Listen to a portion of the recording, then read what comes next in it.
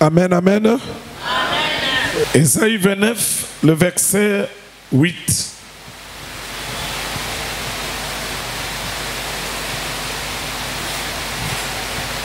Nous lisons: comme celui qui a faim rêve qu'il mange, puis s'éveille l'estomac vide.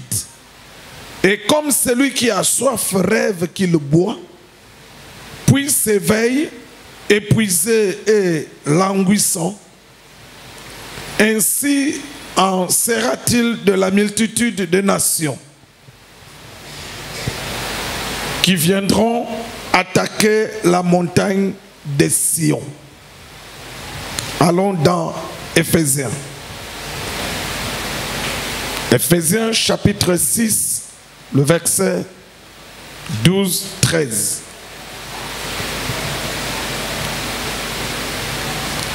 Car nous n'avons pas à lutter contre la chair et le sang, mais contre les dominations, contre les autorités, contre le prince de ce monde des ténèbres, contre les esprits méchants dans le lieu céleste. C'est pourquoi prenez toutes les armes de Dieu afin de pouvoir résister dans les mauvais jours et tenir ferme après avoir tout surmonté. Allons-y. Tu nous prépares Jérémie 1, je prends directement 1 Jean chapitre 3, le verset que vous connaissez. 1 Jean 3, verset 8. La dernière partie du verset 8. Le Fils de Dieu apparut afin de détruire les œuvres du diable. Jérémie 1, verset 10 nous dit: regarde, je t'établis aujourd'hui sur les nations et sur le royaume pour que tu détruises, pour que tu bâtisses et pour que tu plantes. Pour que tu détruises. Je t'établis sur le royaume pour que tu détruises. Parole du Seigneur. Amen. Que le Saint-Esprit nous fasse comprendre ces Écritures pour notre édification. Au nom de Jésus. L'autorité, la domination, la puissance, la force, la louange, la royauté, pour des siècles et des siècles.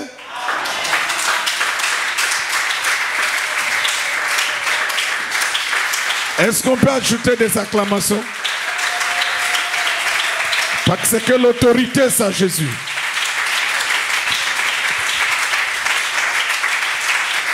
Amen. Que la paix du Seigneur soit avec chacun de vous. Amen. Que la paix soit avec vos familles respectives. Amen. Mettez-vous.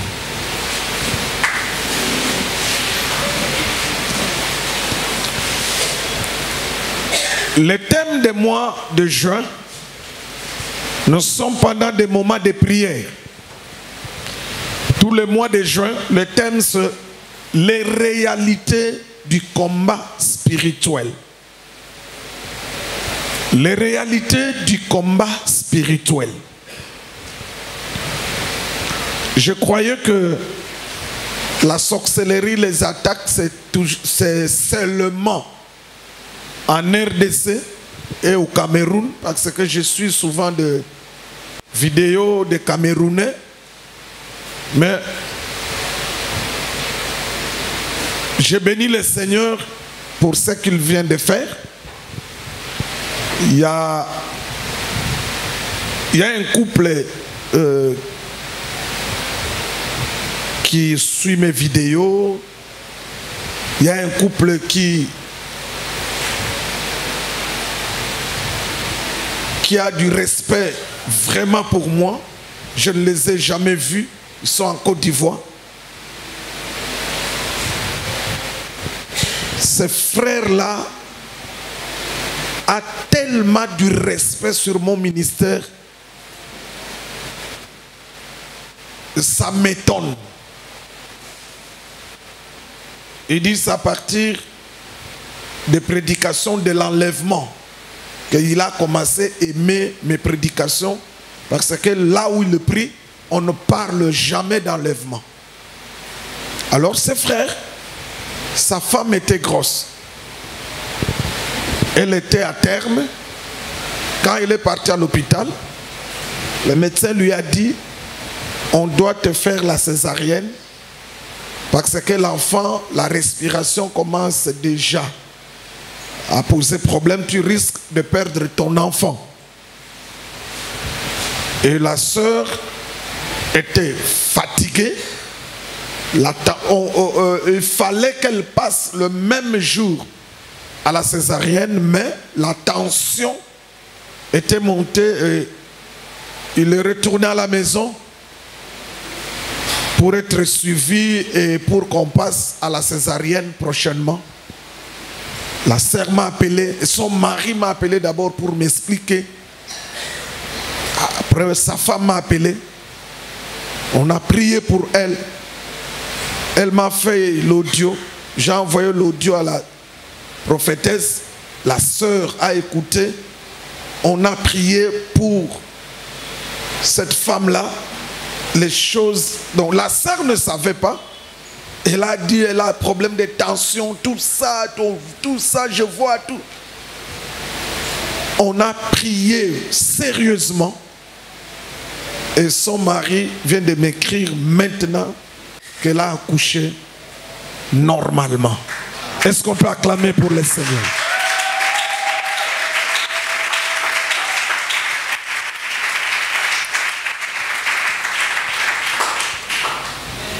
Le Seigneur agit, il est vivant.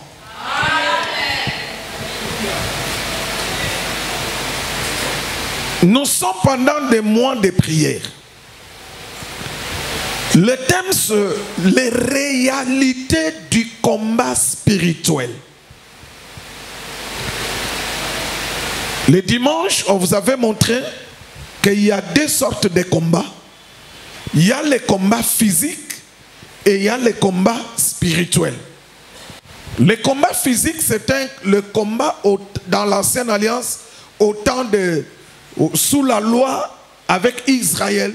C'est le temps où David pouvait combattre physiquement Goliath et tuer Goliath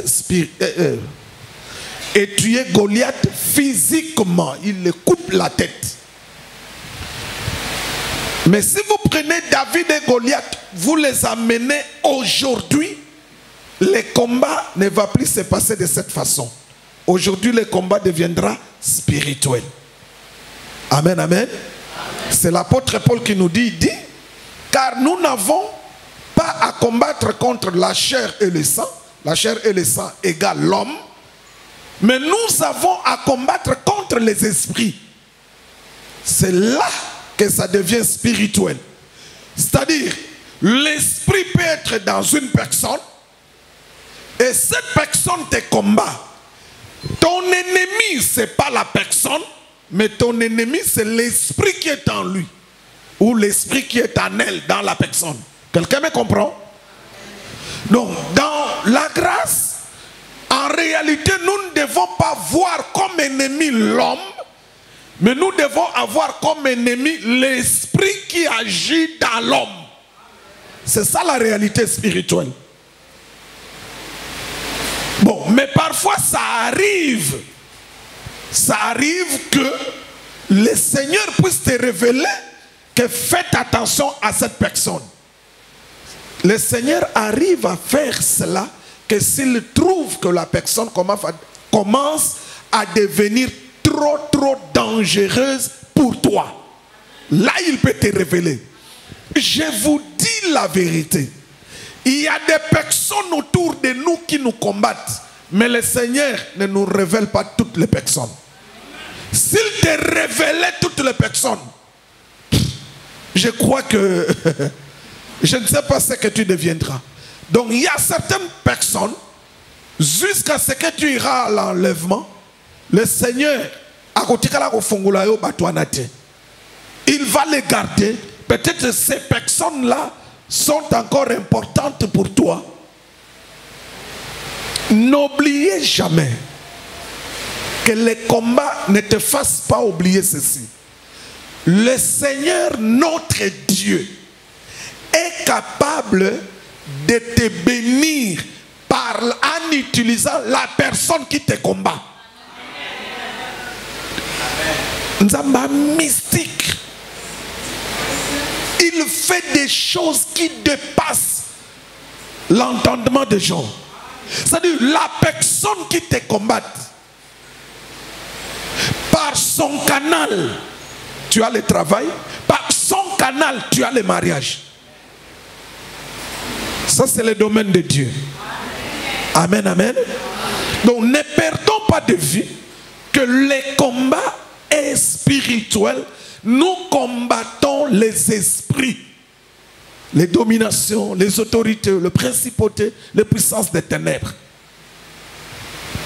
Maintenant, nous avions dit encore ceci, que dans la grâce, les combats spirituels, ça se manifeste plus dans le monde des rêves. Amen, amen. J'espère que vous vous souvenez de cela.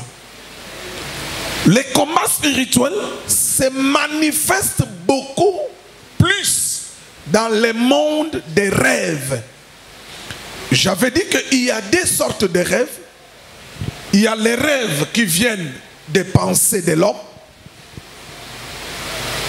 de ce que l'homme a vu quand il va dormir. Sa subconscience va lui répéter ce qu'il avait vu, ce qu'il avait pensé la journée. Là, c'est le premier rêve qui vient de penser de l'homme, du subconscience de l'homme. Mais le deuxième rêve, ça vient de l'ennemi. C'est ce qu'on appelle souvent les cauchemars. Les cauchemars, c'est un rêve dans lequel l'ennemi s'est glissé.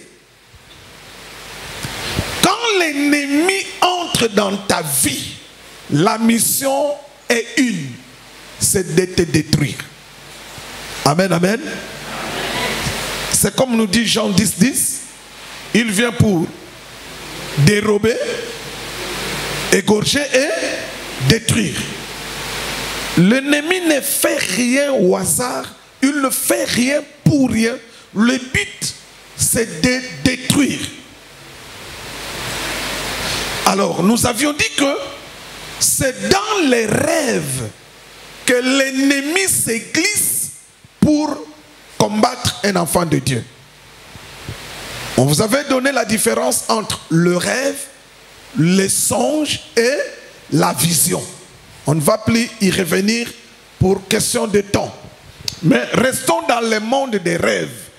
Pourquoi le monde des rêves? Le monde des rêves, c'est là où l'ennemi se glisse.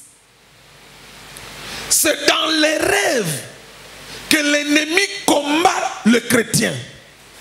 C'est pourquoi j'avais dit qu'il ne faut pas négliger le rêve.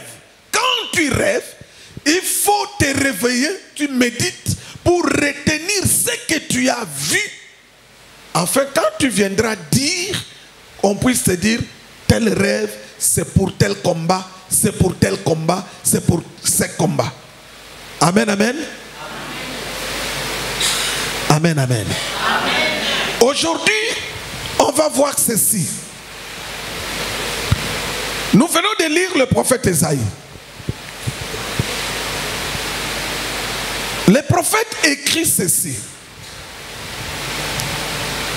Que quand quelqu'un a faim, il va rêver qu'il est en train de manger. Et quand quelqu'un a soif, il va rêver qu'il est en train de quoi? De boire. Ok? Vous êtes avec moi? Il y a deux faits. Quelqu'un a faim, il rêve qu'il fait quoi? Il mange. Donc pour rêver que tu es en train de manger, selon la parole, il faut avoir quoi? Faim. Alors pour rêver que tu es en train de boire, il faut avoir quoi? Soif. Ok? Alors maintenant, la grande question est celle-ci. Pourquoi un chrétien peut-il rêver pendant qu'il a mangé le soir, il a bu de l'eau, mais pourquoi la nuit il doit rêver en train de manger? C'est contradictoire, non? Je ne sais pas si je me fais comprendre. Esaïe dit que celui qui a faim, il va rêver, il est en train de manger. Celui qui a soif, il va rêver qu'il est en train de boire. Maintenant, la grande question. Toi, tu manges, tu as mangé, tu n'as pas faim. Alors, pourquoi dans les rêves, tu dois manger? Pourquoi dans le rêve, tu as beaucoup bu d'eau? Mais pourquoi dans les rêves, tu dois boire de l'eau? Pourquoi? Ça contredit les Écritures. C'est là où l'ennemi se glisse. Le rêve de manger, le rêve de boire, à 95%, ce sont des rêves qui viennent de l'ennemi. Il se glisse dans le manger, dans le boire, dans les rêves, dans les spirituels. Maintenant, la grande question, pourquoi l'ennemi doit-il donner à manger, donner à boire dans le rêve à quelqu'un? Pourquoi il le fait? Amen, amen. Amen, amen. Amen. Nous avions dit que la mission de l'ennemi, c'est de détruire. Donc, c'est que quand l'ennemi te donne à manger dans le rêve, quand l'ennemi te donne à boire dans le rêve, il est en train de te détruire. Quelqu'un me comprend? Mais alors, comment il va te détruire?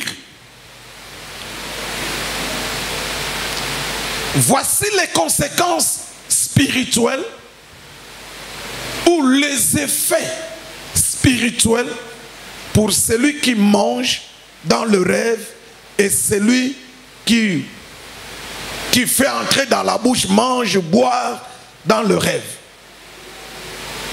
Le premier effet, quand on te donne à manger ou quand tu manges dans le rêve, le premier effet, c'est un contact pour contrôler ta vie. Donc ce que tu as mangé là, spirituellement, ça devient un contact. À partir de ce contact-là, l'ennemi peut commencer à te contrôler, à te manipuler. Quelqu'un me comprend? À partir de ce que tu as mangé, qui devient un contact,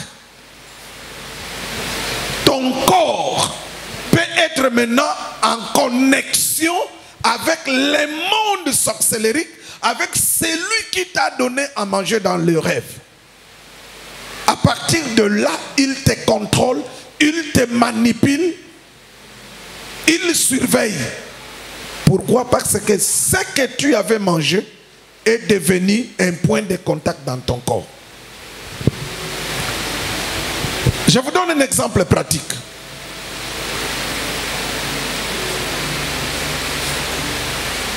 Quand tu as ton téléphone, tu vas au marché, tu achètes un téléphone.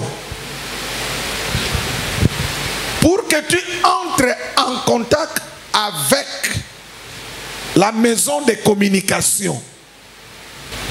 Donc, pour que ton téléphone puisse fonctionner, il te faut une carte SIM. La carte SIM vient d'une maison de communication. Quelqu'un me comprend? Comme tu as la carte SIM d'une maison de communication, je ne vais pas citer une maison de communication pour ne pas faire leur publicité. Est-ce que tu sais que ta vie, tes conversations, tes appels cette maison de communication contrôle tout. À partir de quoi? De la carte SIM. C'est la même chose dans le monde spirituel. Quand on te donne quelque chose à manger, quand quelque chose entre dans ta bouche dans le sommeil, pendant que tu dors, spirituellement, ça devient un point de contact, ça devient une carte SIM. À partir de cette carte SIM spirituelle qui est en toi, la maison de communication spirituelle qui est la personne peut bien te contrôler. Quelqu'un me comprend? C'est pourquoi chaque jour, il faut détruire les points de contact dans ton corps, dans ta vie. Donc, pourquoi l'ennemi te donne la nourriture, te donne à manger, te donne à boire dans le sommeil, dans le rêve? Premièrement, c'est pour contrôler ta vie. La chose que tu as mangée deviendra un point de contact, deviendra une carte SIM qui va lui permettre de te contrôler. C'est pour les besoins du contrôle spirituel. Amen, amen.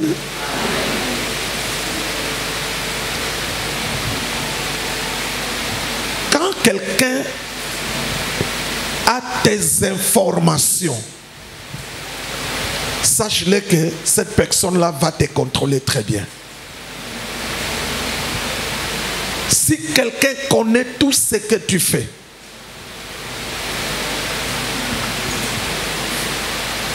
il va te manipuler, il peut te faire du mal facilement. La connaissance donne le pouvoir. Pourquoi les États-Unis contrôlent le monde? C'est parce qu'ils ont les informations de tout le monde. Quelqu'un me comprend? Amen. Et dans le monde spirituel, c'est pareil. On te donne à manger, c'est pour te contrôler. C'est pour te manipuler. La première des choses, c'est pour te contrôler. C'est pour contrôler ta vie. La deuxième chose, pourquoi l'ennemi doit donner à manger à quelqu'un pendant qu'il dort? Si l'ennemi, c'est lorsque l'ennemi veut te combattre par des maladies. Ce que l'homme mange spirituellement dans le rêve, ça porte des maladies.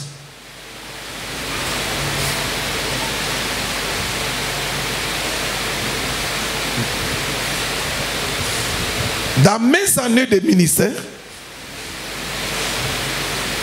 j'ai vécu beaucoup de cas avec des gens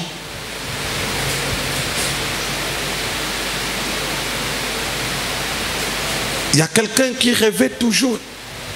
Il mangeait souvent dans les rêves. Et quand il mangeait, il tombait souvent malade. Il avait toujours mal au ventre. On donnait la Albetel, Combatrin, le truc des amibes. Rien ne marchait. Rien. Il avait toujours mal au ventre.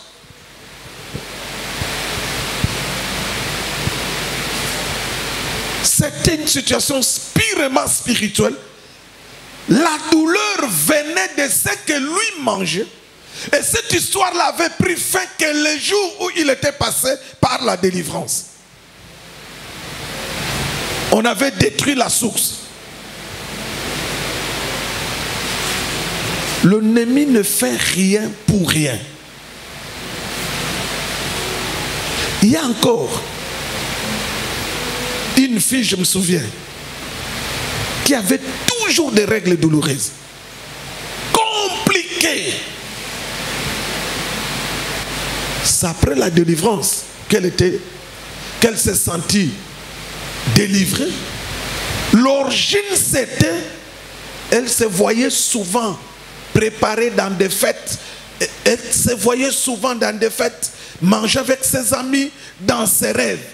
C'est par là que l'ennemi s'est glissé pour la voir, pour l'attaquer. Et maintenant, regardez. Quand, par exemple, pour la fille, le but poursuivi par l'ennemi, c'était quoi? Quand on lui donnait à manger dans les rêves, ça lui créait des douleurs, ça compliquait son cycle. Le but, c'était quoi? C'est que c'est pour combattre son mariage. Quand elle va se marier, arriver au mariage, pour qu'elle ne puisse pas avoir quoi? Des enfants. Quand la situation va se compliquer, soit elle va passer par une opération, soit le mari va la refouler. Donc, tout est fait.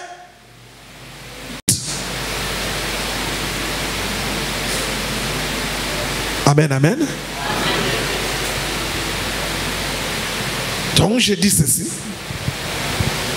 Il y a deux buts pour lesquels l'ennemi se glisse dans tes rêves. Il te donne à manger dans le rêve, il te donne à boire, il te donne quelque chose qui passe par la bouche. Le premier but, c'est pour contrôler ta vie, pour commencer à te contrôler, à te manipuler. Et la deuxième des choses, c'est pour créer des maladies dans ton corps. Pour créer des situations compliquées dans ton corps. Et à partir de ce contact du manger, l'ennemi peut contrôler tes rêves à tout moment. À tout moment. Il peut faire ce qu'il veut de toi pendant que tu dors. C'est pourquoi si tu rêves une fois, deux fois, si tu rêves que tu as mangé la nuit, quand tu vas te réveiller là où tu es à la maison, mets ta main sur le ventre, commence d'abord à détruire ce que tu as mangé là. Quelqu'un me comprend? Ne laisse pas ça demeurer dans ton ventre. Non, non, non, non, non. Tu te réveilles, tu détruis. Je bénis le Seigneur parce que le Seigneur est le Tout-Puissant. Le Seigneur nous a donné tout ce qu'il faut sous le soleil si nous sommes attaqués par l'ennemi, que nous puissions invoquer son nom, que nous puissions prier pour vivre la délivrance. Le problème est que beaucoup de chrétiens ne prient pas. Beaucoup de chrétiens n'ont pas la foi. Nous avons le pouvoir, nous tous. Il a dit, je vous donne le pouvoir. Il n'a pas dit seulement ça aux pasteurs, aux apôtres. Ou non, non, non. Il a dit quoi? Voici les miracles qui accompagneront les apôtres. Non. Voici les miracles qui accompagneront les pasteurs. Non. Qui accompagneront qui? Celui qui croit. Vous avez le pouvoir. Dès que tu fais un tel rêve, tu te réveilles, tu mets ta main sur le ventre, tu commences à détruire. Tout ce que j'ai mangé qui s'échange en carte SIM, en point de contact. Toute maladie. Il y a beaucoup de gens qui vont dans des hôpitaux. Ils dépensent beaucoup d'argent. Maladie dans les corps, maladie. Mais on ne voit rien. Alors si le médecin aussi lui veut te soutirer l'argent, il va le soutirer en te prescrivant ce qu'il veut. Mais si l'origine est spirituelle, il faut revenir à la prière. Et la prière va détruire l'œuvre de l'ennemi. Il est écrit, le Fils de Dieu était venu pour détruire les œuvres du diable. les œuvres de l'ennemi, il faut les détruire.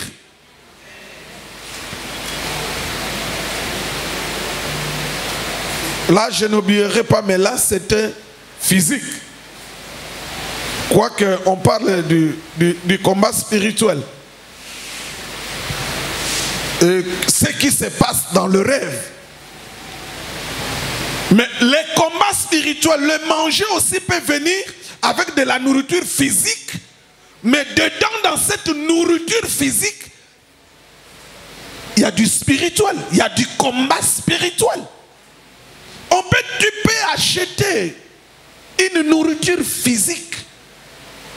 Mais dans cette nourriture, il y a du combat spirituel. C'est quand on était encore au début du ministère, quand on avait du zèle, en train de partir prier dans des maisons de fidèles. Là, on était encore des jeunes dans le ministère. On était parti prier dans une maison.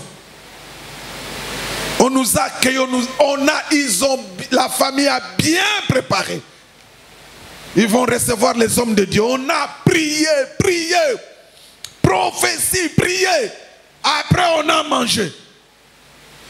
Mais dedans, il y avait du spirituel dans la nourriture. Quand nous sommes rentrés, tout le monde de la diarrhée impossible. Oh, mais qu'est-ce qui se passe? Comment nous tous on peut faire de la diarrhée? On peut avoir de mal ou de douleur au ventre, tout le monde comme ça, tous les serviteurs. Prions, on prie. La prophétesse dit non. La nourriture que vous aviez mangée là où vous étiez parti prier, je vois c'était des lézards qu'on vous avait mis. Mais physiquement c'était de la viande, je n'oublierai pas, c'était de la viande du bœuf. Mais spirituellement on avait placé ça des lézards. Ce n'est pas qu'ils ont pris des lézards, acheté du lézard au marché pour venir préparer. Non, ils ont acheté de la viande de bœuf, du bœuf. Mais en préparant, il a parlé, il a mis une dose de la sorcellerie pour nuire. C'est ça le combat spirituel. Amen, amen. Donc ici nous parlons de ce qui entre en nous dans le rêve et ça peut être aussi physiquement. C'est à partir de là, c'est ce jour-là où j'avais pris la décision de ne plus jamais manger chez Mondimi. Plus jamais. Jusqu'aujourd'hui. Ça fait, je crois, plus de 20 ans. Plus de 20... C'était vers 2000... on était en 2020, 2021. Bon, ça fait à peu près 22 ans. Que nayaka nanda kwa mundimi kabo yo kitselo nganalia na ulia na ngate ko kitsa pete ko pesa ngape loti naibisaka nzambe lokolo naibisaka na lokolo tiki ba sala biselo kwana na ulia ngate yango naibisaka badani bo ke place moko bo liate. J'espère que vous respectez kango je ngana ko yo ke bo liaki quelque part. Vous aurez des problèmes avec moi. Non, les gens sont très méchants. Quand les gens sont méchants, il faut que ce soit la disposition. Les gens sont méchants et les gens n'ont pas du respect. Hein?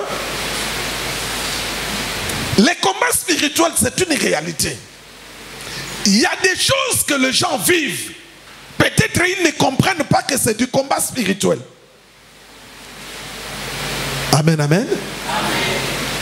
Donc aujourd'hui, dans la prédication, je viens de vous parler du manger et du boire dans le rêve.